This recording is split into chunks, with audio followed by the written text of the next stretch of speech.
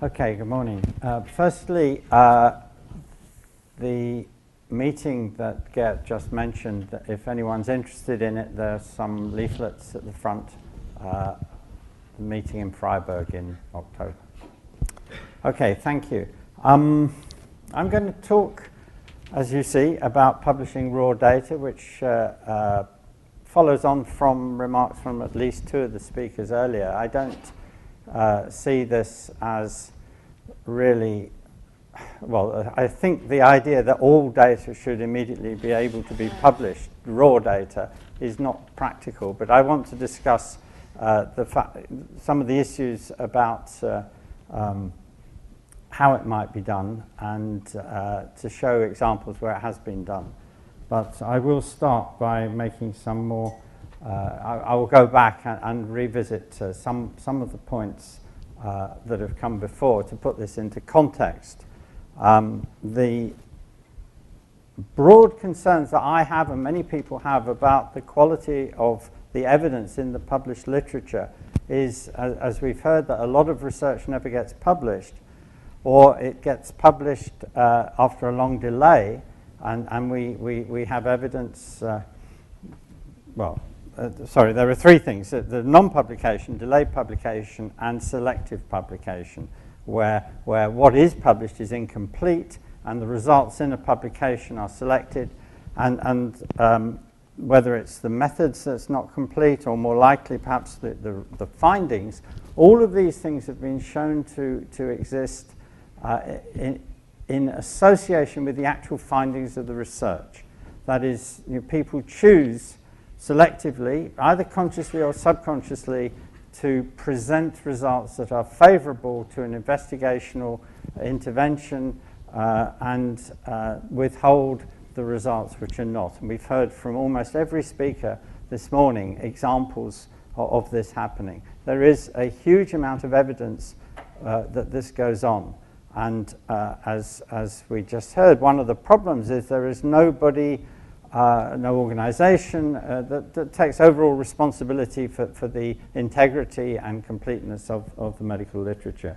So that's obviously the background. And I want to emphasize that these are generic problems. They aren't specific to randomized trials, although that is the topic of today. They aren't specific to studies of medicines even. They apply in other types of research area. And they're certainly not specific to research by pharmaceutical companies or other commercial organizations. There may be a difference in the degree with which these things happen. I don't think we even have good evidence of that. But it's absolutely the case that these problems arise for commercially sponsored research and also what we call publicly sponsored research. So in terms of, I'm interested in particular in poor reporting within publications. And this is a sort of taxonomy. I don't think it's complete.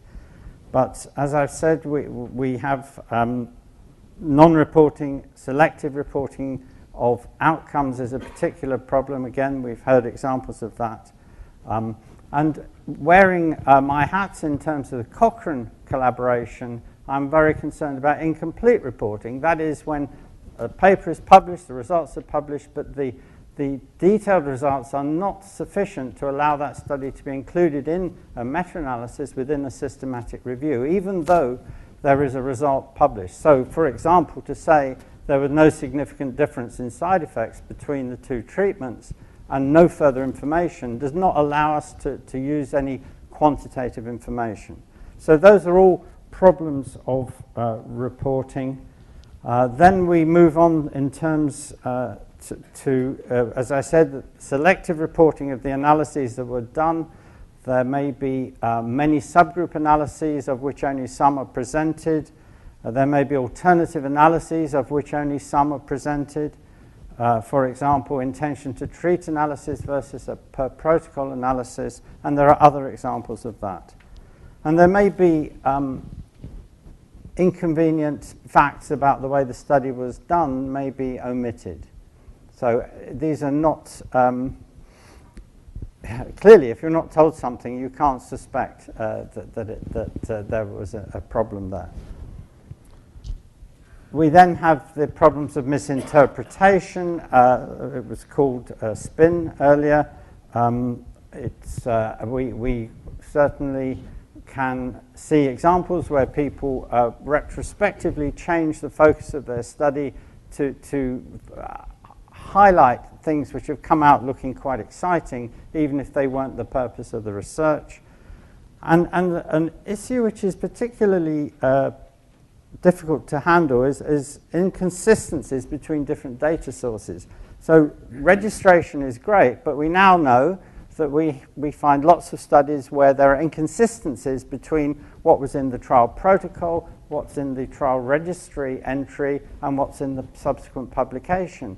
And doing a systematic review, you may acquire all of these pieces of information, but you don't know which one is correct.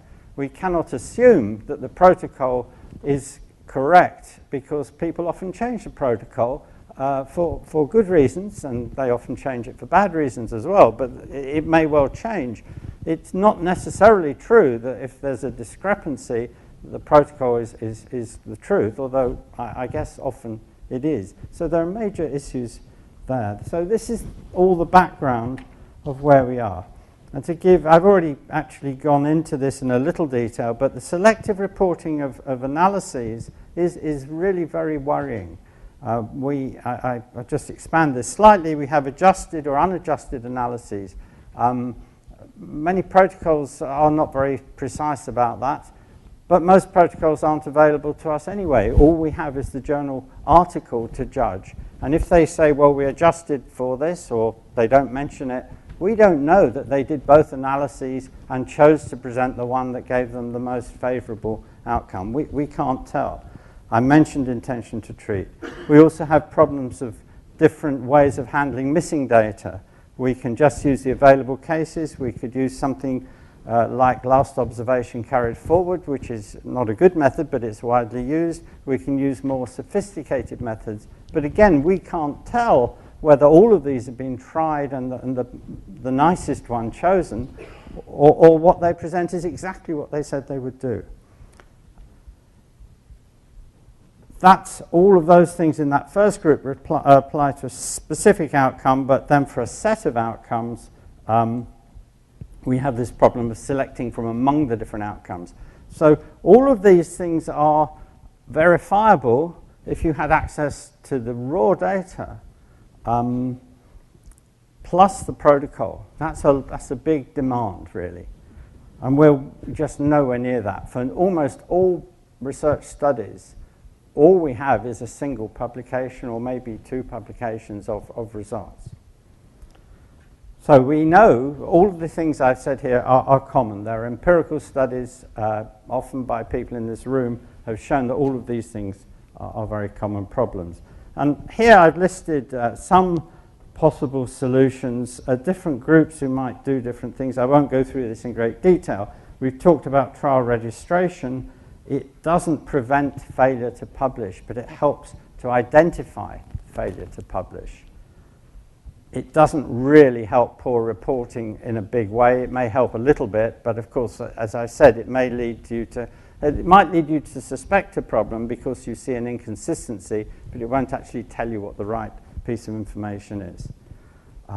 There are groups, ethics committees, data monitoring committees, funders, research institutions, all of whom could do something. Much of this, though, isn't going to have much impact on the literature because there are no teeth. There's no power here. There seem to be no sanctions, no penalties for research misconduct of the type I'm discussing, and I think it is misconduct. The only sort of research misconduct that is severely punished is explicit fraud. And of course that is relatively rare. It's relatively rarely discovered, at least. It's high profile. But these lower level problems, again, I think Peter mentioned them before as well, these are very, very widespread and very worrying. What I'm interested in today is the publication of protocols, which I've mentioned briefly. I'm not going to really talk about that, and the publication or the availability of the raw data. And I was asked particularly to speak about raw data, so that's what I will do. It's a fantastic opportunity if you can get your hands on the actual raw data, but you can be given too much, as has been said. So I guess I'm thinking not in terms of a whole suite of research evidence on a drug that's gone to a regulatory agency. I'm perhaps thinking more in terms of the sort of trials that people in this room might be involved in, academic trials, although the principles of what I'm going to say are not specific to that. So here's I found this paper just the other day, and it interested me because it was in a relatively minor journal, if I hope it won't upset anyone by saying that. It's in a medical journal. It was published in 1998. These authors, it was a lot of foresight in this paper. I'm sure they weren't the first to say these things, but I thought it was said rather nicely that the sharing and archiving of data facilitate the achievement of many scholarly goals for the scientific community. And then they give this list. Now, I've seen other lists which are similar. There are other things that aren't on this list. But if you look at this list, there are several really key ideas in here. The replication of the results is extremely important. The enabling other people to try different methods of analysis. But firstly, if I have someone's raw data, which sometimes happens when I'm doing a systematic review and actually have all the individual patient data, the first thing we do is try to replicate what these authors had done in their analysis and published it. Having the data for a set like this is a fantastic resource, not just for replication and answering clinical questions. It's tremendously useful for teaching, for methodological work, to investigate the impact of doing things in different ways. But I think I want to emphasize the last 2 points on this list, that it allows you to answer questions that were not answered or addressed in the publication that the authors themselves had done, and that if you can get data from multiple studies addressing the same question, then you can obviously do a very much stronger systematic review and a meta-analysis. And again, you can often explore questions that were not explored in the original studies because each of them individually was not big enough. So one obvious thing is looking at subgroups, which is very hazardous in single studies, but begins to make more sense when you have multiple studies. So you've heard the phrase publish or perish, and unfortunately one of the reasons for many of the problems with the medical literature is this necessity to publish, or perceived necessity for researchers to publish. Now I've taken these 3 words from the title of a research paper which came out recently in the wonderfully named journal Intelligence. So what they say is publish your data or let the data perish. And I put this up to remind us that if you don't make the data available, they are lost. All those wonderful trials that were done historically over the last few decades, since streptomycin trial 1948 and onwards, where are those data? They are lost. And that's, if we look to the future, just because we haven't been preserving the data in the past is not a reason why we shouldn't be preserving data in the future. Andrew Vidckers is a statistician working in cancer in the US. He's published quite a lot on these issues. He wrote this 5-6 years ago now. Whose data set is it anyway? That's an interesting question where, as we know, different people have different views. But he wrote about sharing raw data from randomized trials. And he wrote this: we need to do not just what is legal, but what is right. As such, we must take into account the probable wishes of the patients who give us their blood, fill in questionnaires, and die on our trials. It is difficult to believe that any patient on my trial who completed complex questionnaires so diligently over such a long period of time would really have wanted me to keep the data for myself rather than share it with others for the benefit of medical science in general, which obviously I agree with, otherwise I wouldn't have read it out. And he slipped an appendix onto this commentary in the journal Trials, which I suppose I should acknowledge. I'm one of the editors-in-chief of that journal. Into this article, which is a commentary, he slipped a data set. He just published the data for a complete trial as an appendix to this paper. And I show this to emphasize a point, that this is an Excel file. There are 3 sheets here, and it's important to remember that when we're talking about publishing data, we don't just mean the numerical data. So the first is the description. Here is an overall description of what the data set is. There's another page describing all the variables and all the coding that was used for all the variables, the so-called metadata. And then the third sheet actually shows the raw data, which looks, so that's the second sheet looking at some of the variables, and there's part of the data set. It's not difficult, so it's not a technical challenge.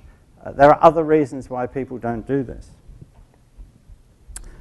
So why do this? Well, some journals already require or imply a requirement for you to have the data available.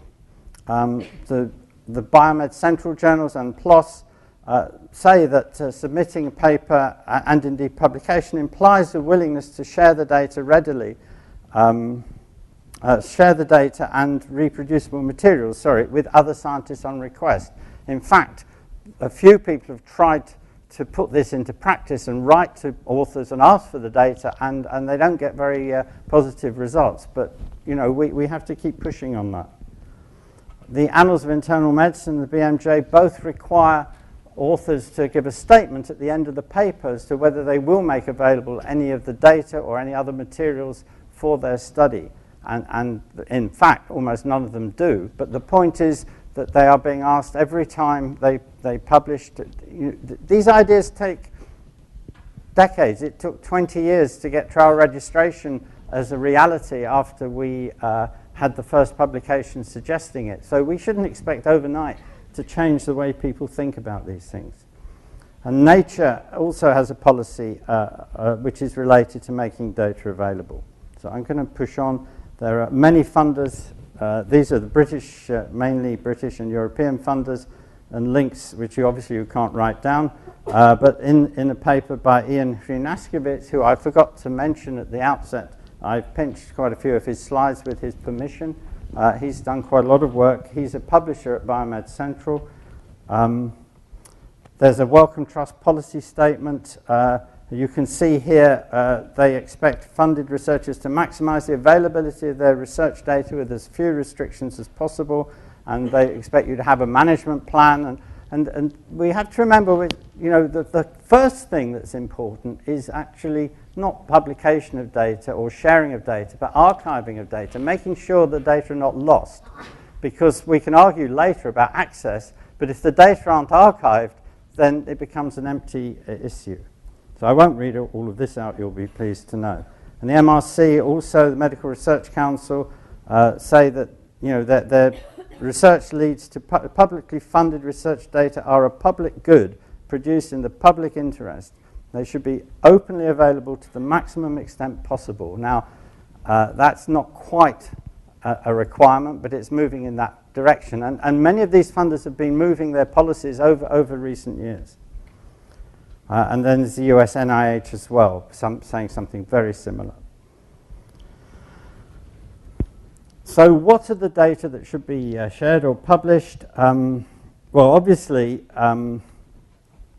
if you've got a particular journal publication, then what you might want to see are the raw data that led to the analyses in that publication.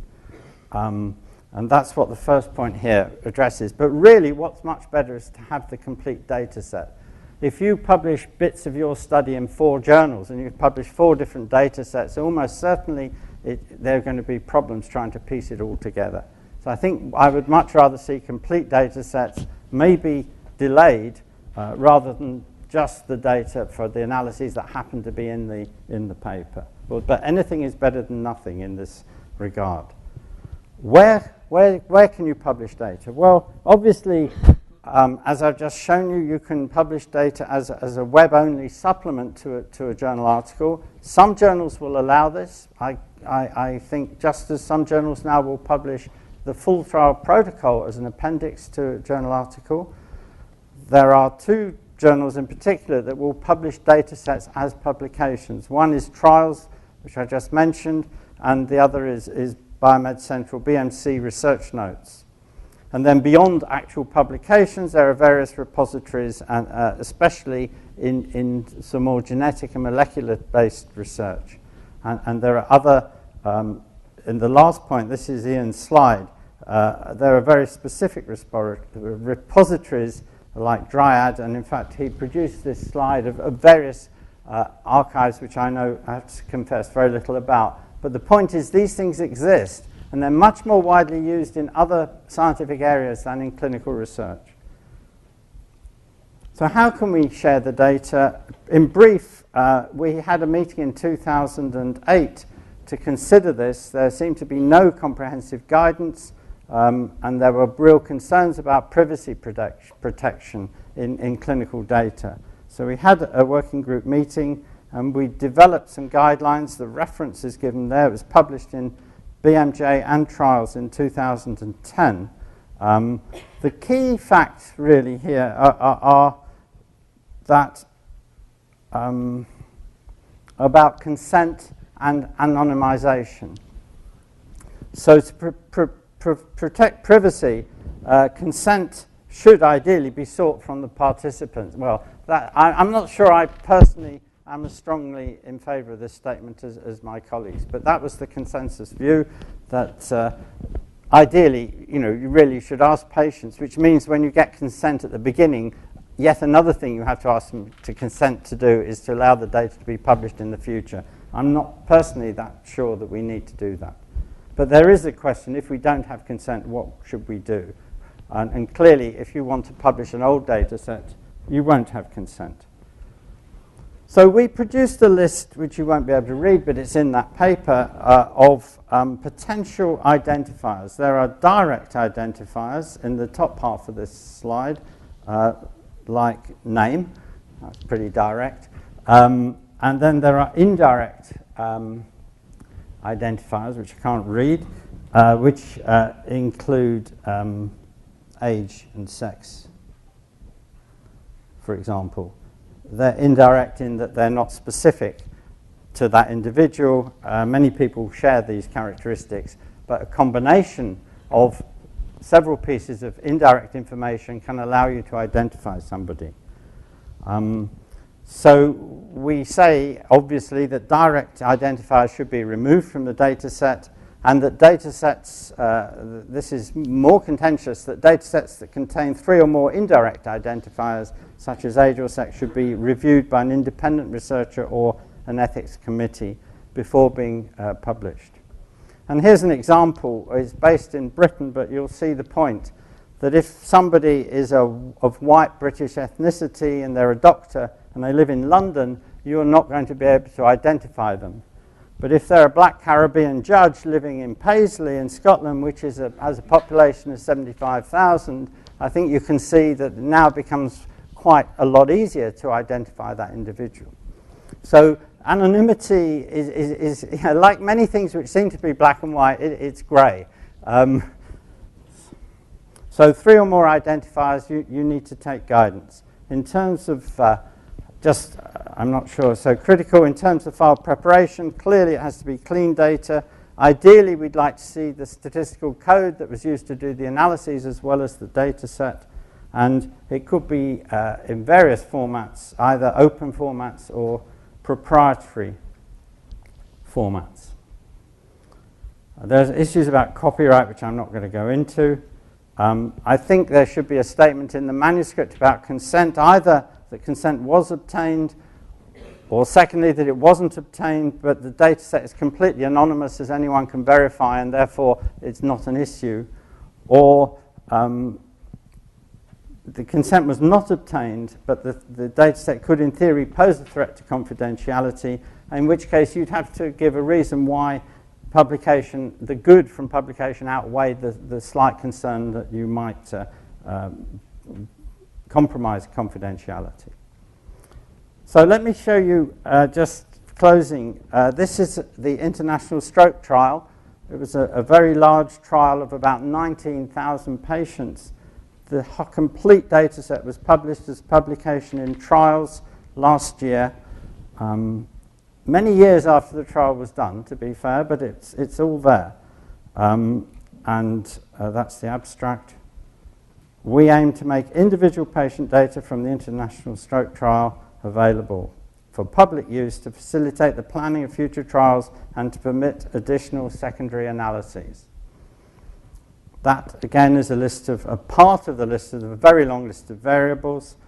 There's, in the article itself, there's this little box, and there's a hyperlink there. If you click on that, it'll take you to the data set, which looks like that. And there's, of course, thousands of pages looking like that. And that's as in Excel format as well. And there's a note that authors ask that any publications arising from the use of the data set acknowledges the source of the data set, its funding, and the collaborative group that collected the data. And I think that's an entirely reasonable request. And in this particular paper, they had this passage: the consent was not obtained, the data set is fully anonymous in a manner that can be easily verified. So they basically adopted the guidance which we put forward. Now, this is one way to publish. Obviously, open access publication isn't the only way, and there are possibilities for embargoed or restricted access. I think it's much less desirable, but I'd rather that people had some access than no access, and I think, you know, we're still working out these things very, very slowly on how to go. So, in conclusion, I think it's desirable and it's possible, and I think rather than say, why should we share data, we should ask, why not? Thank you.